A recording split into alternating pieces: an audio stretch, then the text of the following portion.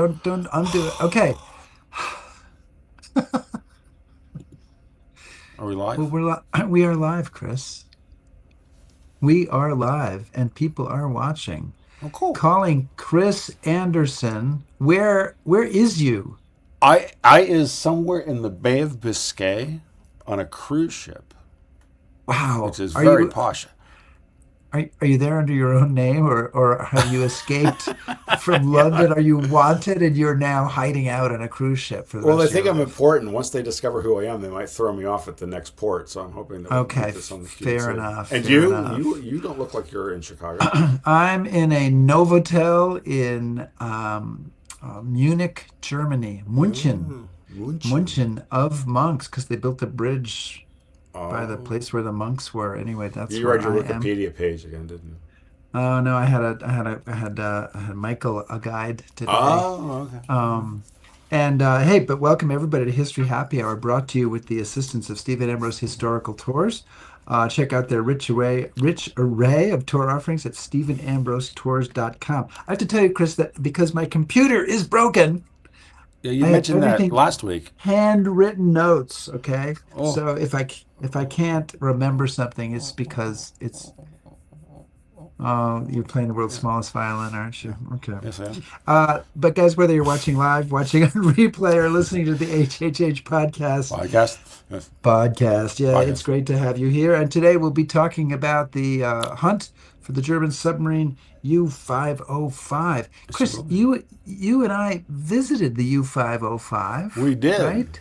That Yes. was like back in 2020, I That want was to like say. pre-COVID, wasn't it? Look at Yeah, that. yeah, it was like 3 months before COVID. I thought it was Yeah. 2019, but it turns out that it's 2020. You can barely see the submarine back there between That's those because two I'm so grinning fat. guys. Then look at that. Jeez. You've lost a lot of weight, which you look Uh, good now. So, right. not that you didn't look good then. I Thank don't you, want to Ray. be, yeah, have to be very careful. Don't want, um, um, and Chris, we should take a moment to thank our Patreon supporters, Absolutely. especially our top shelf supporters. And we got a new one. We just got a new one. She's not on Yeah. this list, but Jerry Moore is a new Yeah. top shelf Awesome. So like supporter, next and week it'll be there'll be no spot it there. will not It'll be be next week. But as soon as I get back and get my computer looked at, oh, Jerry, we'll try to get you up there. awesome. Um, who's out there, Chris? Yeah, well, Gene Templin is joining us from boring, cloudy PA. I've never been to boring, cloudy PA. I hear it's lovely. And Ross W., James Matsuoka from Carson City, Nevada, and Ken from Kansas, Ted Do you see Mueller. David? Do you see David Otley out there? He said I thank think you for some reason. Did you give him a David. tour? David David's my tour manager, and Oh, um, I promised I'd mention him.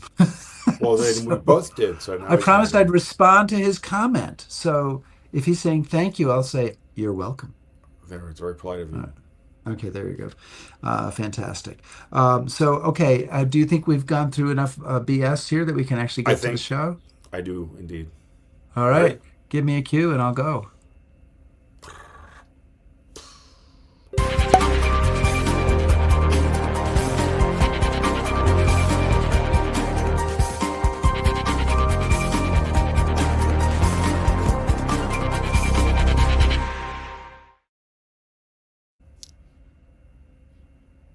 You said it was still working. I did. I just did it. I didn't hear it. No. Did Hey, anybody come else out on. there hear the bell? No, no I'm bell. I'm ri I'm ringing the All right, bell. whatever. All right, you go on. Okay. All right. Can I bring our guest on now? The bar is open. Let me introduce our guest first. All right. Okay. In June 1944, sailors from the mysterious 10th Fleet boarded an enemy vessel for the first time. First time the U.S. had boarded an enemy vessel since the War of 1812. It was a submarine, the U-505, now at the Museum of Science and Industry in Chicago. And how exactly it was captured is the subject of a new book by Alexander Rose called Phantom Fleet: The Hunt for Nazi Submarine U-505 in World War II's Most Dramatic Heist. And Alex Rose is a journalist and author of numerous history books. One of them, Washington Spies, was adapted to the AMC drama series Turn, for which he served as a writer and producer. He has a doctorate from Cambridge, Chris. Okay, so we have to be Okay. very careful here. A decent Uh, he, school then. he was born in the United States, raised in Australia, and educated in Britain. Obviously, can't decide what country to stay in, but he lives right now in New York City. And now you can bring on Alex Rose. All right, here we go. Ta-da! Hey, A- how are you? Hey, how are you? Alex, welcome to History Happy Hour. Well, thanks for having me on. Thanks for having me on. It's Thank a you. pleasure to be here, as they say. Thank you. We're delighted. And Chris, I know Alex, you don't have a drink, but Chris, you have a drink, right? Of course I do. Yeah, because What do you- Vladimir you- brought me a gin and tonic. Oh yeah, I don't know why David Ali didn't bring me a We're drink. talking about that. I just have a glass of water, but I can say this as vodka if you. Yes, you can. Excellent. Right, Please do. dramatic, Please yes. do. Spirit Yes. of the thing. Before I start asking you, difficult and penetrating questions, which is probably never going to happen, but I did want to mention that we have a very faithful viewer, Wally Morrison, who is the son of a crewman on the USS Guadalcanal, which of course you know is the aircraft carrier that led the U-505 chase. And his dad's name was Chief Irwin J. Morrison, and I'm sure Wally will have some interesting questions. Here's a picture of his dad and his mom, Gloria, at the Museum of Science and Industry in Chicago when the U-505 was open to the public in the 1950s. So, Chris, I have a good way to keep up with the comments, so you're going to have to keep an eye on there. And if Wally's got something, So I'm just saying it wasn't just me. okay. Okay. So, and Alex is okay to call you Alex, right? I've been doing that, Oh, but absolutely, yes. Go. you don't. It doesn't No have to go with the problem. whole. Okay. So you begin the book in. Actually, my first question is, how did you get from Abraham Woodhull and the other characters of Turn to suddenly be writing about the U-505? Seems like kind of a big jump. No, you're right. It is a bit of a big jump. I mean, I tend to jump around as a writer anyway. I write a book about a certain subject, and then I go, okay, I know about that subject now, so let me do the next subject. I mean, so in that sense, it is a big jump of mathematic skills, 200 years or so. But but at the same time, it is connected as well, in that I tend to specialize, or I have an interest in kind of historical intelligence, serious intelligence history. So, Washington Spies was about George Washington's private spying during the War of Independence. And then I did a book a couple of years ago, 2 years ago, I think, something like that, 3 years ago, called The Lion and the Fox, which was about two Civil War spies, one Northern, one Southern, and who were actually based in England during the Civil War, where they spied the daylights out of each other. So that was another bit of an intelligence. And this book now has its action, with the actual heist and hunt for, or the heist of U-505. But the hunting bit, which took place before that, is really based on essentially good intelligence work from 10th Fleet and an analyst in Washington, based in the Maine Navy, which is the Navy headquarters in Washington D.C. So there is that intelligence component to it. So Alex, you focus on three individuals: Daniel Gallery, Kenneth Knowles, and Oberleutnant Harold Lange, and we'll get probably more into that as we go along. But your story and the book seems very personality driven, which as a liberal arts guy, I really appreciate, because most naval history gets really dull and very, very confusing. Why did you focus on these three, and why did you kind of look at this story again, like through personalities as opposed to your traditional naval history? That's a great question. First, Lange is the sort of the last captain of U-505. He had two predecessors, but the book is really a kind of a two-hander between Kenneth Knowles in Washington, the aforementioned analyst, and then you have Daniel Gallery, who was the captain of the Guadalcanal, which was the hunter-killer group or task group, which actually caught the submarine. So it's really about those two men, and they didn't really know each other until quite near the end, but they were sort of connected through via the U-boat war. As for writing books about characters, which is essentially what this is. I worked this out a long time ago, and that is, when you write popular history as opposed to, say, academic history or something very, very straightforward like military history or Navy history, people want to read about people. I mean, that's what it really is. Otherwise, you get a kind of a narrative of, it's easy. It was easy to do this, just telling the tale of ships and that kind of thing. But to bring a story alive, to bring the real drama to a story, you need to have characters, who have conflicts and, have personalities and all this kind of stuff. And that brings the story alive. And, what I think is that when you are talking about these characters, you can then kind of slot in as background, what they're doing and explain sort of the wider world of World War II naval history. You see, so that's how you bring the past alive and sort of bring it home to people about what the stakes were, who these people were and how it all worked. And so I find it a very kind of liberating, almost novelistic, though I'm not making up anything, obviously, kind of novelistic or screenplay driven type of narrative of history. That's again, it's a certain sort of technique I've been kind of working on for quite a while now. Well, it was appreciated because it allowed me to kind of get access to a story which otherwise could have either been dull or very kind of hard to follow. Yeah. So you paint a really interesting picture of submarine warfare in World War II. And I tend to think, when I think of submarine warfare, I think of Tom Hanks in Greyhound. He's depth charging German submarines, or the guys in Das Boot who are, torpedoing ships. But you kind of pull the camera back to look at the chess game being played between Berlin and Washington. I mean, it really is kind of a game of move and counter move. Can you talk about that a little bit? And again, I know what you're saying with Das Boot and the other great submarine movies and the idea we have of the Battle of the Atlantic.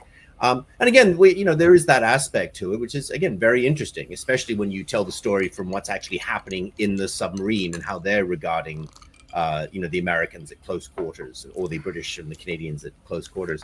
But what was also interesting to me was, to look at, the history of it from the top of the hill.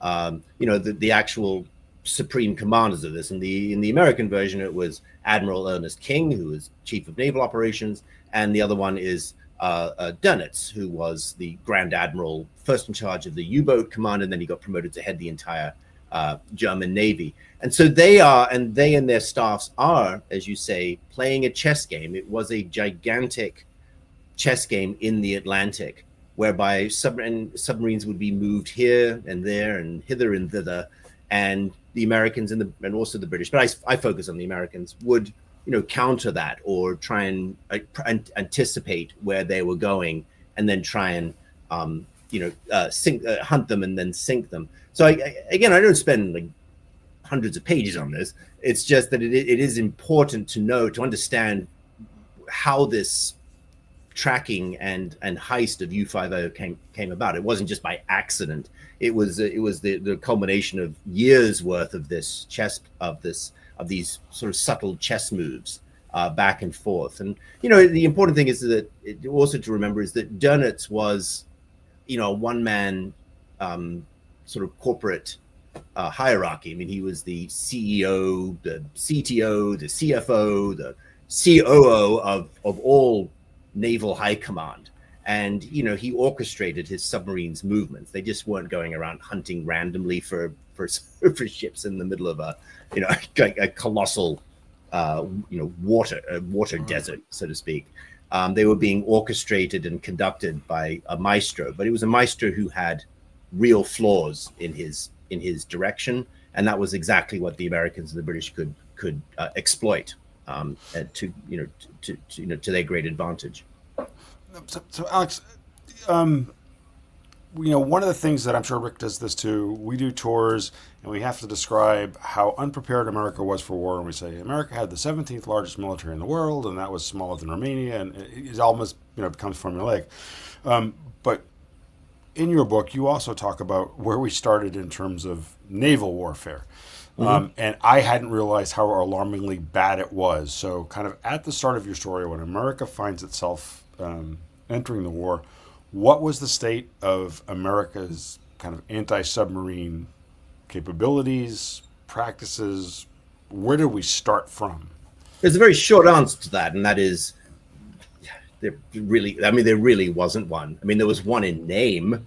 There was, anti-submarine forces, and there were depth chargers, and there were sub-chasers and destroyers. But it was all kind of like a Potemkin anti-submarine force. It didn't really exist. And again, because when you have firstly because of resources. I think the admiral in charge of the America's Atlantic anti-submarine force in early 1942, so just a few weeks after Pearl Harbor.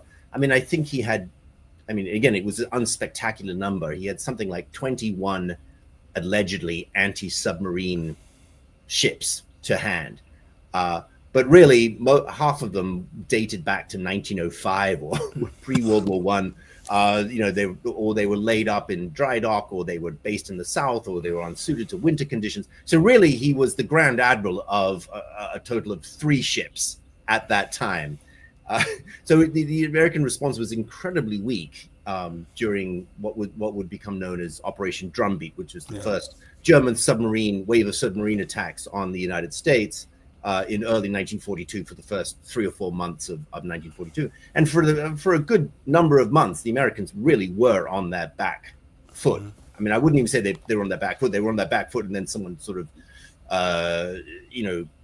judoed them, and they went flying. I mean, they really had no idea what they were doing, because working in anti-submarine is not just a matter of throwing a couple of depth charges off the back of the boat, Right. and boom. Submarine dies. It's there are hundreds of thousands of square miles of ocean. You have very few resources. People haven't been trained to fight submarines. I mean, they had very few anti-submarine aircraft, for instance, and the ones they had. Remember, all the good pilots had been, and this is in early 42, had been seconded or flown urgently to the Pacific to deal with the Japanese, because that was what the real danger was. And they really weren't expecting a German attack on America. So the guys you had in the Army Air Force and the Naval Air Service, who detested each other, they hadn't been trained for sea work. I mean, the Army Air Force pilots, for instance, had third-rate planes, and they'd been trained to drop bombs on large immobile cities, for instance. Whereas you needed a very certain type of armament and training to be able to distinguish, say, what a periscope looked like, or or a wake left behind by a telescope, but with a small moving object in the middle of nowhere. So the American anti-submarine capabilities in early 42, for the first 3 or 4 months, were really, just pretty terrible. Which is one of the reasons why there were such high civilian losses in terms of tankers and freighters and so on. Well, and obviously there's a back and forth where it seems like one side is ahead for a while and another side is ahead, and part of this battle involves code breaking. And you refer to the expression "a wilderness of mirrors," and you say, "Make those mirrors the distorting funhouse variety, and it would go some way to describing the situation in the North Atlantic in 1942 and early 1943." So explain to us what you're talking about there. Well, that goes back to what you could call the Enigma War, or the code-breaking war. Tracking submarines, people tend to exaggerate the importance of Enigma, which was the so-called unbreakable German code, which was, when it was actually decrypted and turned into English, became known as Ultra. People get that confused, but let's just stick with Enigma. And Naval Enigma was the toughest nut of all to crack. The Germans used dozens and dozens of various varieties of Enigma. It wasn't just one code and suddenly all your communications were an open book. Army and Luftwaffe, SS, Gestapo, they all had different varieties, some of which were never cracked by the Allies. But essentially, it was part of the sort of the tools at hand in order to be able to track submarines. Actually, just as important, or even more important, was sort of were radio transmissions that you could use to, if you pick them up, you could try and triangulate them. It was known as HFDUF, or high frequency direction finding, which was a kind of an art and a science in itself.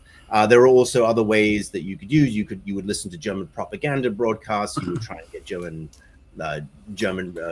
newspapers and so on, and you would it was essentially open source intelligence, what we would call it nowadays, in which you would pick up little hints about what Dönitz was thinking about, depending on if such and such a commander had been promoted, or someone had been demoted, or there was a hint in Dönitz's wording about the times will soon get tougher, which was thought to be kind of a euphemism for we are going to be moving operations, into the North Atlantic or something. So there was a lot of passing of these transmissions, and a lot of in POW interrogations. They didn't have many U-boat crew to interrogate, but when they had them, they would go over them, and just, I don't mean beat them up, but I mean, they would talk to them very carefully, and they would have real pro-grade interrogators learning everything about armament, tactics, how things worked, plans, code, anything they could pick up, including gossip, about which captain really was thought to be a bit of a chicken, which captain didn't like depth charges, what was such and such a captain's favorite alcoholic drink, all sorts of sort of scuttlebutt that they could use, and then use that to leverage against new prisoners to sort of show that they knew more. They knew everything already, and that the person being interrogated was just going to clear up a few questions. It's an very old interrogator's trick to do that, to have this sort of omnipotent or omniscient knowledge. But getting back to the question, so there was this very long war back and forth. The Germans were aware that the British and the Americans were listening to their transmissions, and so they took countermeasures. They made their transmissions very short, so they couldn't be picked up very easily and triangulated.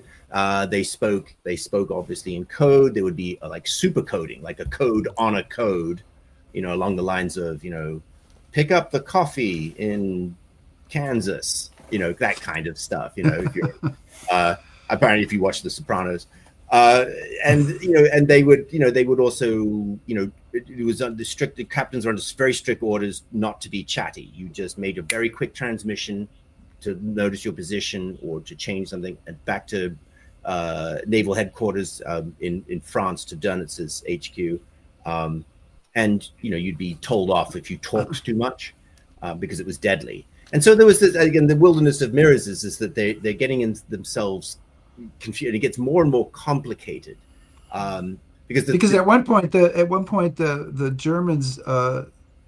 Germans break the British code, right? And they're listening in on British, listening in on them, essentially.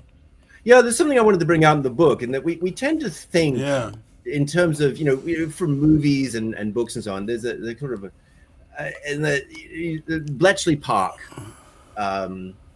which is the famous one. Bletchley Park kind of read German communications and Enigma signals, and the Germans had no idea, because they're all a bunch of blithering idiots. And they had no idea. No, they were quite well aware that their transmissions were being intercepted. They didn't know that it was being decrypted, because it was thought to be unbreakable. And, but Dönitz himself was kind of twigged a few times that, there was just a few too many overly coincidental meetings between one of his submarines and a couple of destroyers, kind of in the middle of nowhere. And why is this happening? How did they find them? So there's a few sort of suspicions at Naval High Command about what is going on here. But so he ordered several investigations, and the German investigators looked into it very deeply. But they continue, and this is a real flaw. They kind of said they were under the sort of very strident, zealous belief that since the code could not be broken, then the code could not be broken. So there must be some other explanation for these overly coincidental meetings. They were kind of chasing their own tails. But at the same time, related to that, the Germans weren't stupid. They also had a very good interception department in what's known as for short, the B-Dienst, which is German naval intelligence. A fellow called Tranau, if I got his name right, he was in charge of intercepting Allied communications. And what you're referring to is the Great Break, which one never really hears about, of what's known as Cipher Number 3, which in early 1942, like January, I think, up until December 1942, the Germans were reading Cipher Number 3, which was a colossal intelligence fumble by the Allies. What Cipher Number 3 was the convoy code used for convoys to, by convoy commanders to, for their orders from headquarters about which way to turn or to swerve or to circle around to a different port or whatever. And it was used by the Canadian, British, and American navies because it was simple and everyone knew it. The Germans were reading this, and which is one of the reasons why they had such tremendous success throughout 1942, sinking convoys. The Allies were not aware of this. But at the same time, the weird thing is that at the same time, they would have been aware of this, but the Germans had brought in an advanced new Enigma machine with an advanced new code with sort of upgraded security procedures. So they weren't reading. Bletchley Park was essentially blinded for that year. It was like this kind of two ships, sort of almost literally passing in the night. And so that's what I was talking about with the wilderness of mirrors. There's this game, and then suddenly in 1943, both sides realize that the British and Americans get the jump on them, and they say, "Okay, we're going to change Cipher Number 3. This is insane."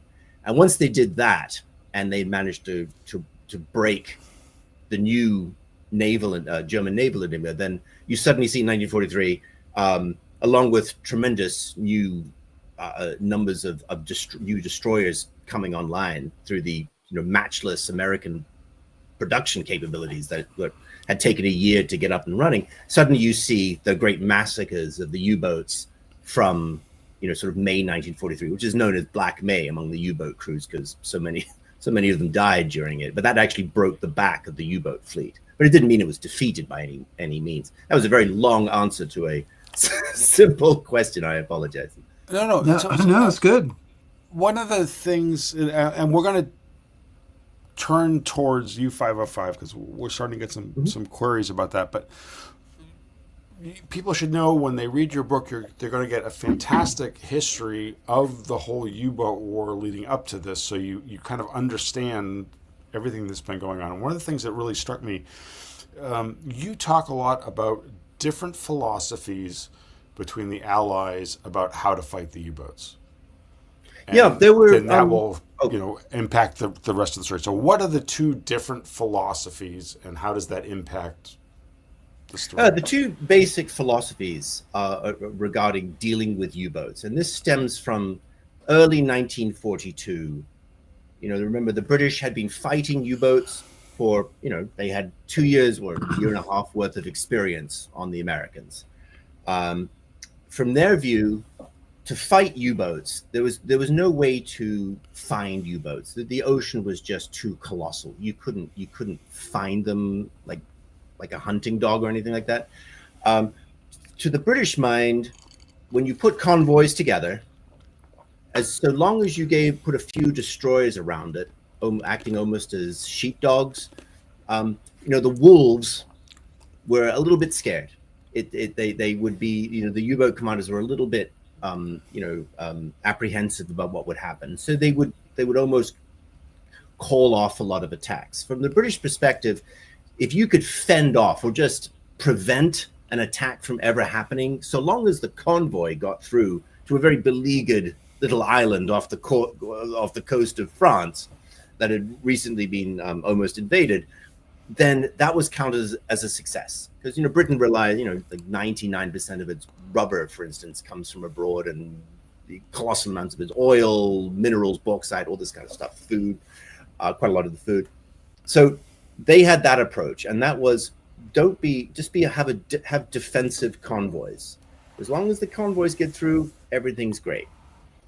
Under King, King was a fighting admiral. I mean, he was this sort of Nelson-like figure. He was a Patton type, sort of equivalent, and that to his mind, that it was okay, right, to be defensive right now. I mean, the Americans had very few destroyers available. They were still being buffeted by German attacks on their coastline. So yes, and he agrees with the principle of convoys. He's got no problem with convoys. It's a sensible thing to do. But his view is that it was just like being a boxer who puts his hands up. You can do that for a while, but you can't actually win a fight. You just keep on taking hits, or fending them off. You have to land knockout blows. So to his mind, for the time being, we're going to go along with the Brits, and we are going to be defensive about our convoys. But the plan was right there from the beginning, and he told them so, and they were quite horrified by this, because it was a highly risky strategy. And that is, we are going to be developing destroyers and aircraft, and we are going to go out and we are going to hunt down these wolves in their lairs. We're going to go out and find them and kill them. So to his mind, the more submarines you sank, the better it was, because Dönitz would not be able to keep up with the production. So that was the great difference in philosophy between the Americans and the British. The British would reply, "Well, that's all great for you with your 3,000-mile wide moat between you and a highly aggressive enemy. That's great, but we really need these supply lines running at maximum efficiency, because otherwise things like Operation Torch, the coming invasion of Europe, all this stuff, if we can't get the right amount if we can't build up supplies here, then none of these great operations are going to pan out." Yeah. So there were divisions between King and the Brits, and that's one of the reasons why King had such a terrible reputation at the Admiralty in London. They thought he was just impossible to work with, and he kind of was. But yeah, it was in many respects, everyone thought that. It wasn't just the Brits. I mean, it was like George Marshall thought he was a real pain in the neck. I mean, everyone hated him. Yeah. Was it that King said, when the going gets tough, they send for the sons of bitches? So he was one. Hey, everybody, we're chatting with Alex Rose, who's the author of the book Phantom Fleet, about the capture of the U-505. So let's talk about the capture of the U-505. The task force that goes after this submarine, and they really go after this specific submarine. They are really looking for it, is headed by Admiral Dan Galley. So who is he, and what is this task force? And I'm going to ask three questions. And why are they looking for the 505? Well, can I tack on? Can I ask tack on? Let's get a fourth question in there. Yeah. All right. Yeah. Sure. And what does DDLM stand for? Well, to answer the fourth question first, and it will make no sense to anybody watching here, it's Dan, the lavatory man. Okay, good.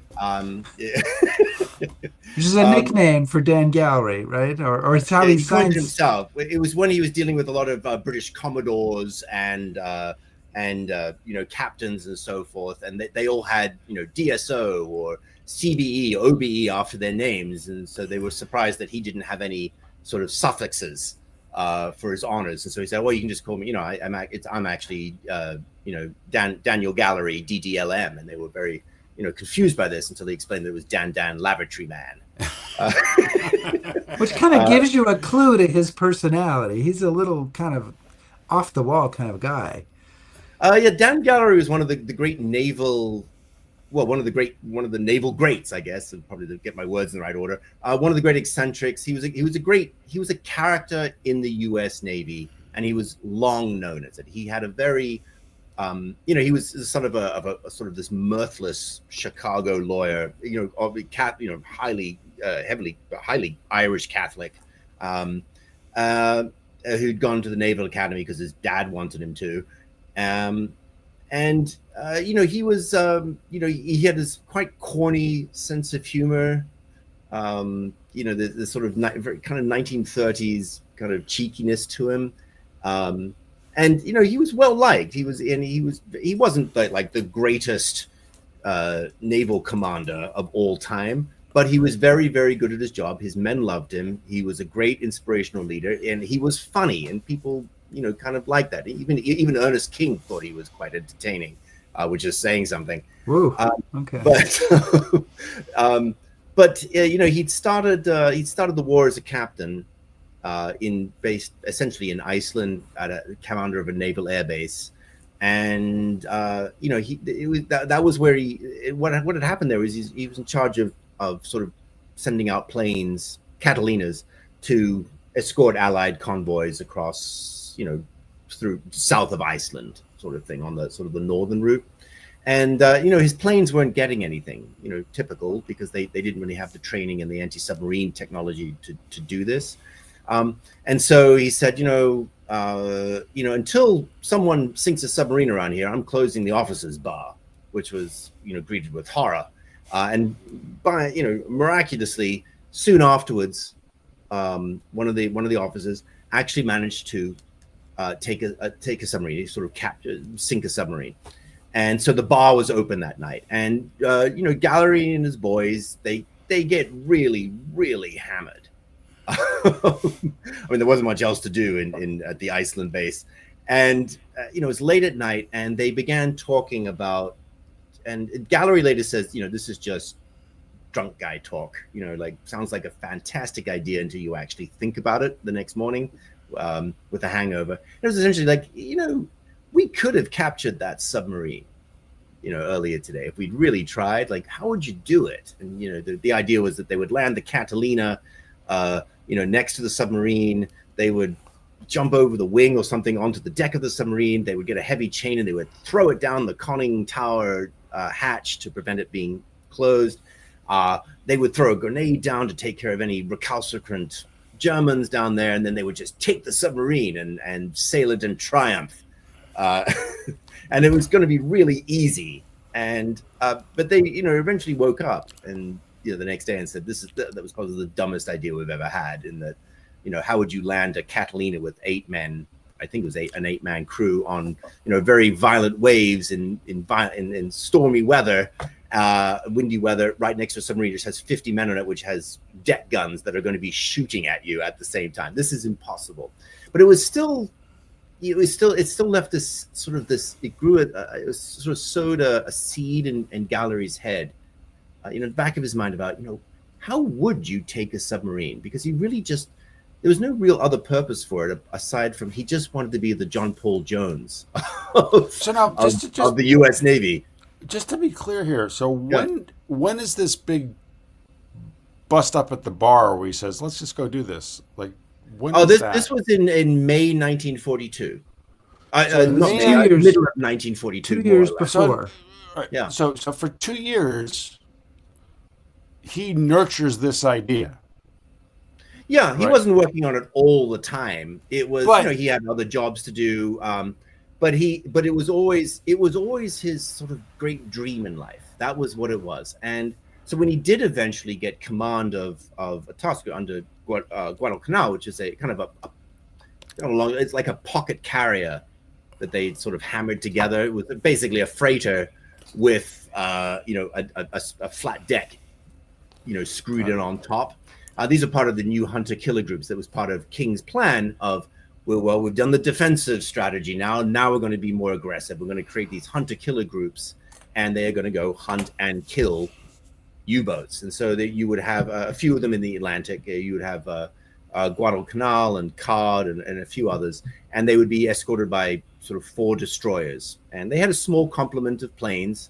But they were nowhere near as large or as powerful or as armored as the giants in the Pacific. Those were that were more accustomed to. These were little things. I don't even know if they had any armor because nobody was attacking them. But he gets command of the Guadalcanal, but he, even from its very first, almost like its shakedown voyage, he is doing weird stuff. He has a new green crew of sort of, as he says, sort of farm boys. Many of them, sort of 80% of whom had never seen an ocean before, and so they don't know any better. And he's doing weird stuff like, hey, let's get this chain and let's see if we can tow a destroyer behind us. Let's see what happens. Let's train this. And why else would you need that? And they didn't know any better, so they didn't ask any questions. As he said, they just thought this was sort of standard operating procedure for an aircraft carrier to be towing destroyers. But it was really just training. He was seeing whether it could be done. That if you can tow a destroyer, you can tow a submarine that you've captured. So this was always part of the plan, and all he wanted was to get this U-boat, which nobody had done. The British had done it, sort of, but it was public knowledge, and that had been years before. He wanted an American one. Wow. Any submarines that had been almost captured before had always been scuttled, or they had sunk. They were just too heavily damaged. He wanted to capture one of these things, one of these beasts in the wild, and take it in alive. And that's what he set out to do. And that's when he went to Washington when he was on leave, and he said, I need a submarine that I can hunt. Give me the name and number, kind of thing. Wow. And that's how it all began. This was in early 1944, to give you some context. Okay. Why is it hard to capture a submarine? The reason is that there are, without getting into too many details, submarines operate in cubic dimensions. They can be on the surface, they can be underwater, obviously. They can run on their electric engines, or motors rather, underwater, almost silently. They can descend to certain depth, obviously their crush depth.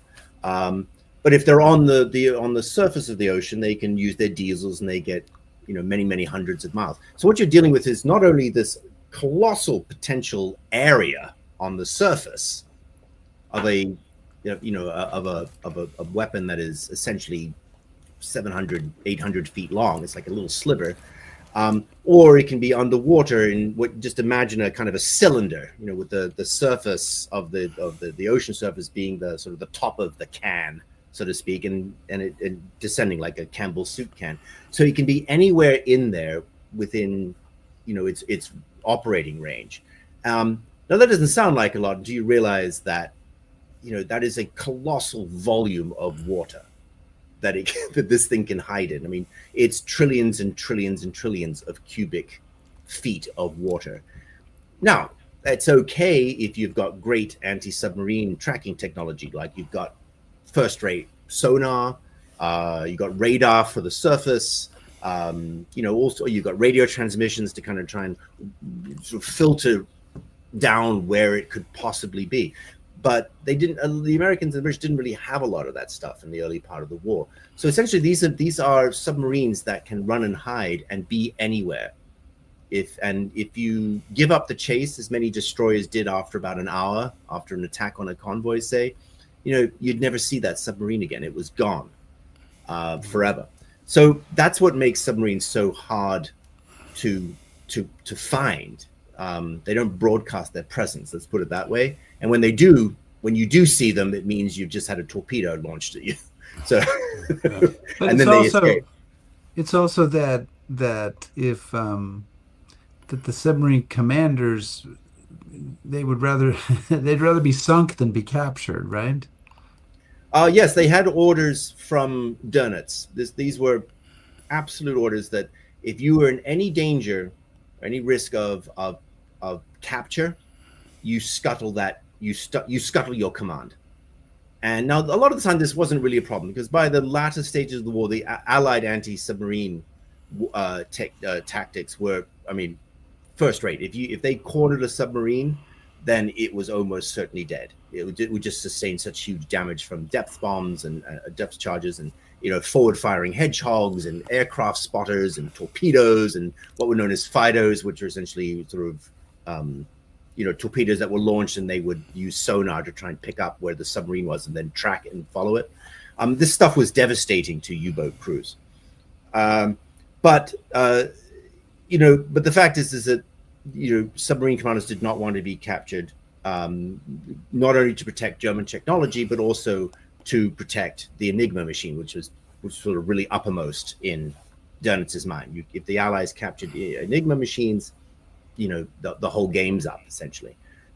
So what German submarines were equipped with scuttling charges along their keel. They were not they so, but only I think the chief engineer and the captain kind of knew how to do that. there were also many faucets and valves and ways to open up that you could, bring in water, and obviously this submarine would sink, and preferably after the crew had gotten out. So there are several ways to do it. A lot of time it didn't really matter because, as I said, the Allied anti-submarine techniques were so good that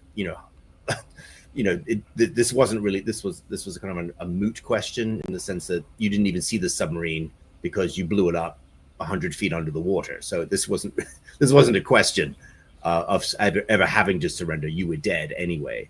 So yeah, so that's one of the that's what one of the things that Gallery on Guadalcanal wanted to exploit, the German willingness to, if they could, get to the surface, get the crew off, then sink the ship. That left a little window of opportunity if the submarine, crucially, wasn't fatally damaged. So that's what he had to work on. He had to get to that submarine before, and tell his airplane pilots and his destroyer captains, don't hole it fatally. We need that submarine. Just get the crew off so we can get people on board and try and fix it up. All right. So as often happens, we've gotten so into our conversation. I looked up and like, oh my God, we're starting to run out of time here, and I want to talk more about the 505 and actually capturing it. And I've got to tell people, please, please, please buy the book, read it. There's so much in here, and there's so much stuff we haven't touched on. And it breaks my heart that I couldn't talk more about the Royal Navy, but they're in there too. But getting back to 505, and because we have a long-time viewer whose father was actually involved in the seizure of 505, why don't we talk about what happened? And Wally Morrison has asked two questions. He says, what communication did Captain Gallery receive that sent him on the hunt for U-505?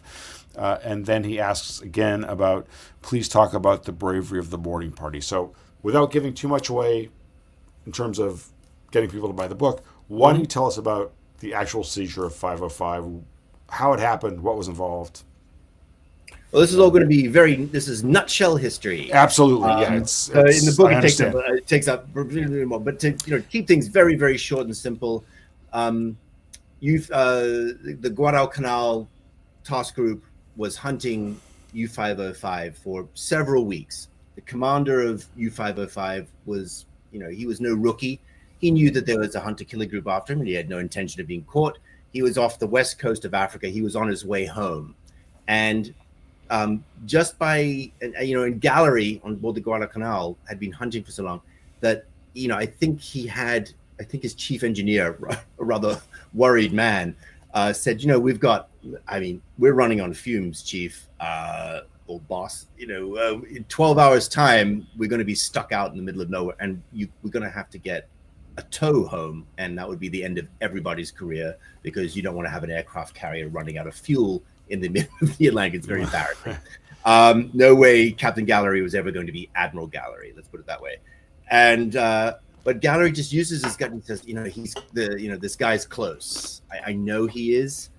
Run it for 12 hours exactly. Let's see if we can get him. I know he's here. Now the U-boat captain had been very wily, very cunning, and had been evading them. But then, and this is where you get into these questions of sort of fate versus fortune and that kind of thing. It's, essentially the U-boat commander made a left turn, and if he had made a right turn at that particular moment, the two never would have met. But it just so happened that left turn brought him like this at 11:09 a.m. on June 4th with the Guadalcanal hunter-killer group. And that was it. So now they had him. And, there was a fight. The U-boat captain tried to get away. And Gallery, we had the transcripts of Galleries of all the the radio signals between the task group commanders and the airplane pilots and so on. And you can hear Gallery shouting, I want that ship, I want that ship, stop shooting, stop shooting. So they eventually they eventually stopped, and the submarine came to the surface, and they managed to scare the crew off. That's what they were mostly concerned with, because they didn't want to have a fight down in a very compressed metal guys underwater with a bunch of guys, with grenades going off and things like that. So they managed to get the crew off. And then at that point, as Gallery had planned, the destroyers sent in. That's a picture of the tow afterward. You're giving the spoiler away there. Rick. Jeez, Rick. Got an American flag in it too. It's the pictures of God. Away. Loss of suspense. But essentially, they sent the little whaleboats over with little boarding teams. This is getting back to Wally's. Your viewers. Wally Morrison.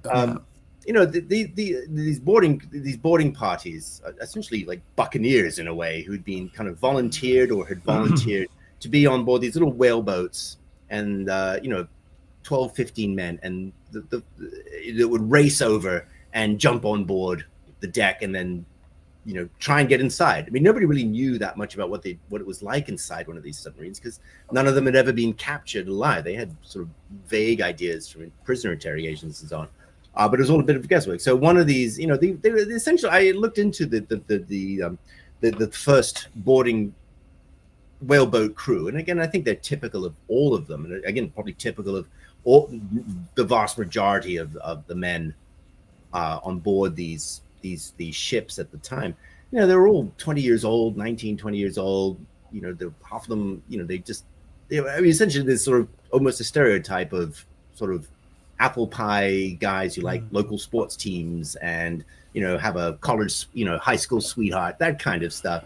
And they just thought it was a lark. They just thought it was fun, not knowing really that this was an incredibly dangerous thing to do, to board an unknown enemy, weapon, essentially, and not knowing whether the captain had set all the scuttling charges to go off 2 minutes after they had gotten on board, or what was waiting for them. Some, a bunch of fanatics willing to die for the Führer with machine guns and so on. They had no idea, but they just went in there, and one of them would be armed with a Tommy gun. Another guy had like a sort of a brace of grenades, and another guy was an engineer, and another guy was, a torpedo expert. Another guy was a radio guy. And they just went in there, and the first whaleboat crew went in not knowing, and they were the first Americans to board or enter, board an enemy warship at sea like this since, I think, as you said earlier, since the War of 1812. It was quite an achievement. It was a real achievement. And they got down there, and again they noticed that it was listing bad. It was in the U-505 was actually in very bad shape. You can see, I think, in that earlier photo, you can see it's pretty low in the water, and that was after they had tried to salvage it, but it was taking on water pretty considered. That's when it's in pretty good shape. It had because a couple of the German crewmen had managed to open. Those are the Americans attaching the tow cable. But you can see it at the stern. You can see how low it is in the water, so it's clearly filled with water in there. So they managed to get on board, and it took them a long time. There's kind of a lot of stories about how they managed to do it, but they actually managed, thanks to the sort of heroic efforts of a couple of guys, to manage to right this ship.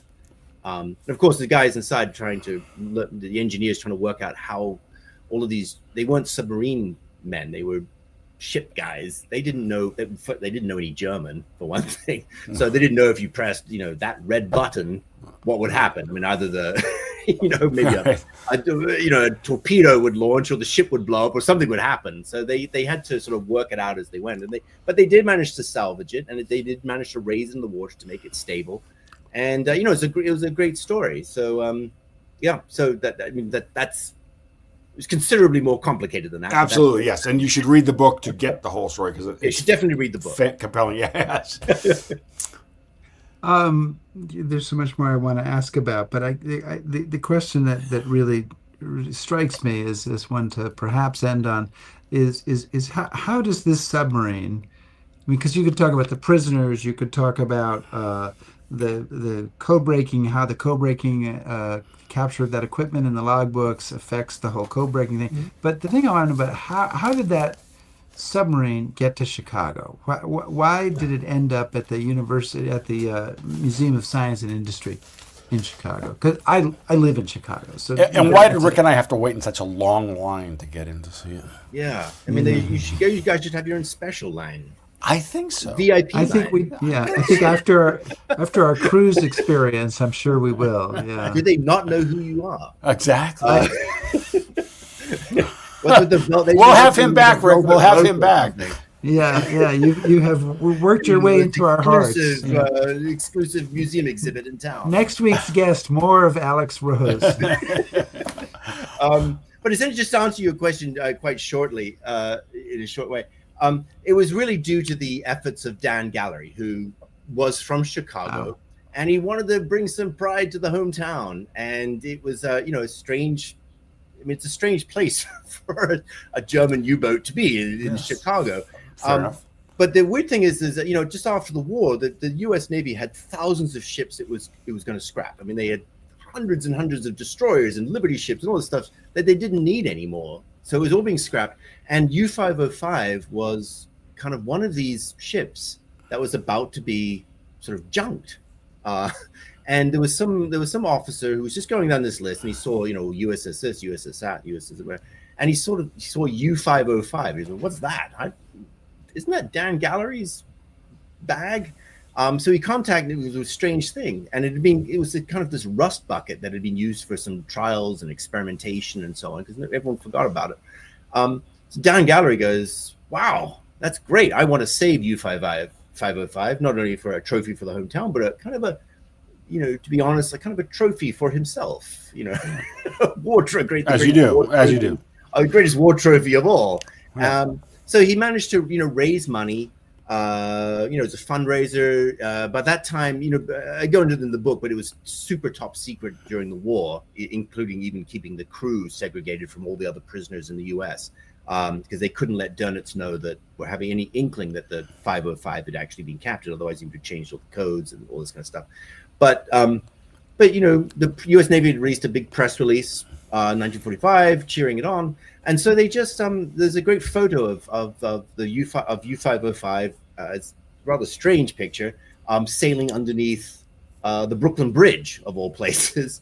And then it was over the next couple of years, and it was a kind of, again, fundraising. Gallery went to dinners. He wrote to lots of people to say, "Hey, please donate money to this." It's a great sort of campaign by Gallery, and it was for the first time that he actually brought out a lot of the crew, because the crew had all been sworn by him to secrecy. It's quite funny, all the stuff that he threatened them with if they said anything. So they'd all been very loyal and not open their mouths at all. But it was in the early 50s, very early 50s, that suddenly there were these dinners in which crewmen were being honored with toasts from Gallery, and they oftentimes their wives hadn't even known. These men took their oaths of secrecy very, very strictly in those days.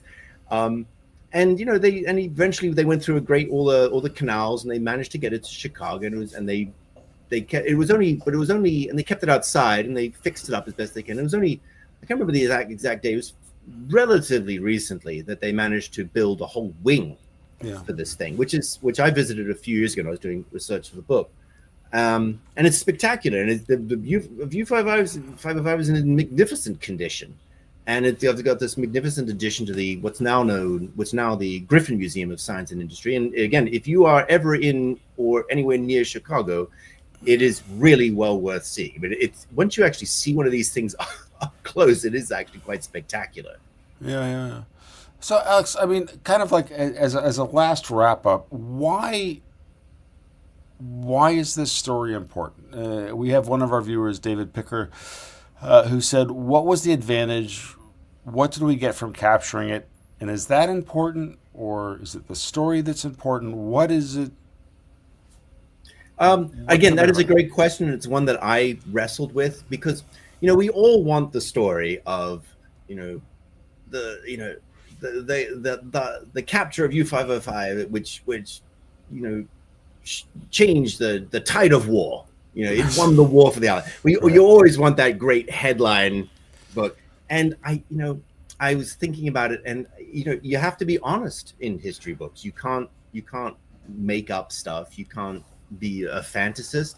And the Right. fact that, but you have to, you want to get to the truth. And the truth, as I saw it, and just reading all of Gallery's correspondence and reading everything that would have been written about 505 and researched and so on, is that, it didn't change the course of the war. By June 1944, the Americans, and I go into this in the book about the what I call Bletchley Parkitis. That is an over focus on Bletchley Park in England. Whereas by 1944, American Enigma programs were, they had basically completely taken over naval decryption. It's quite an extraordinary story that's really quite untold, I think. But it's, by that time the Americans could read Enigma. Now there were some blanks and blackouts here and there, and yes, the Americans hadn't been keen on taking 505 because it was so close to D-Day, and if something had gone wrong on board that boat, and Dönitz found out that a boat had been taken, which meant probably that an Enigma machine had been taken, he would have changed all the codes essentially on the eve of D-Day or thereabouts. Now, naval-wise, it doesn't matter that much, but remember the German army and the Luftwaffe and German High Command were all using Enigma, and if the Allies can't break land communications or air communications during the invasion of France, then you've got a real problem. Yeah. So it was a very risky mission. It wasn't just a bit of daring do for no reason at all.